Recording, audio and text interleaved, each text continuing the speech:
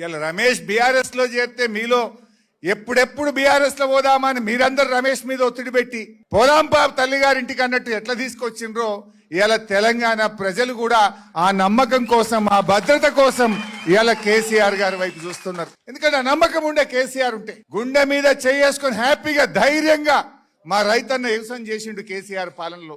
ఇవాళ ఏమైంది? అరే బిడ్డ పెళ్లి చేద్దాం, ఒక అద్దెకరం అమ్ముదామంటే కొనేటోడు ఉన్నాడా? ఊర్లలో కొనేటోడు ఉన్నాడా? అరే మీ స్టేషన్ గన్పూర్లో మీ వర్ధన్నపేటలో అంటే కోటే, ఎకరం అంటే కోటికి తక్కువ లేకుండే. ఇప్పుడు కోటి కాదు కదా, ఎవడు మరి కూడా చూస్తలేడు. చూస్తుంది అరే రాజేందర్, ఎవడు చూస్తలేడు. అంత ఆగం జగన్నాథం అయిపోయింది రాష్ట్రం. అందుకే ఇవాళ ప్రజలు మళ్ళీ కేసీఆర్ రావాలి అని అందరూ ఇవాళ కేసీఆర్ వైపు చూస్తున్నారు. ఇది సంకేతం. ఆరు రమేష్ తల్లి గారింటికి రావడం అంటే ఈ రాష్ట్రంలో కాంగ్రెస్ మళ్ళీ గెలవదు. ఈ రాష్ట్రంలో బీజేపీకి స్థానం లేనే లేదు.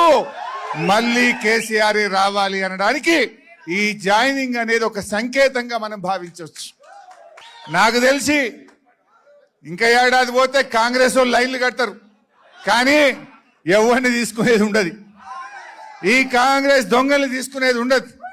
ఎందుకంటే మనం ఇలా అసలైన ఉద్యమకారులు, కార్యకర్తలు, మీలాంటి నాయకులు ఇలా కేసీఆర్ నాయకత్వంలో మనందరం కూడా కలిసి పనిచేద్దాం.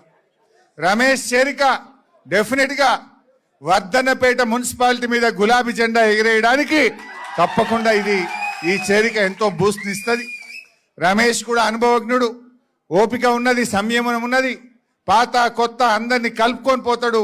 బ్రహ్మాండంగా మా దయన్న నాయకత్వంలో వర్ధన్నపేట మీద జెండా ఎగిరేస్తాడు అనేటువంటి నమ్మకం నాకున్నది. కరెక్ట్ టైం మీద వచ్చిండు. ఇవాళ నామినేషన్లు స్టార్ట్. మంచిగా అందరినీ కలుపుకొని పోండి, బ్రహ్మాండంగా చేద్దాం. ఇవాళ మన లక్ష్యం ఒక్కటే, వరంగల్లో 12కు 12. ఇప్పుడు మా పల్లన్న ఒక్కడే ఉన్నాడు జిల్లాలో. రేపు 12కు 12 స్థానాలు గెలవాలి, కేసీఆర్ కు బహుమానంగా ఇవ్వాలి.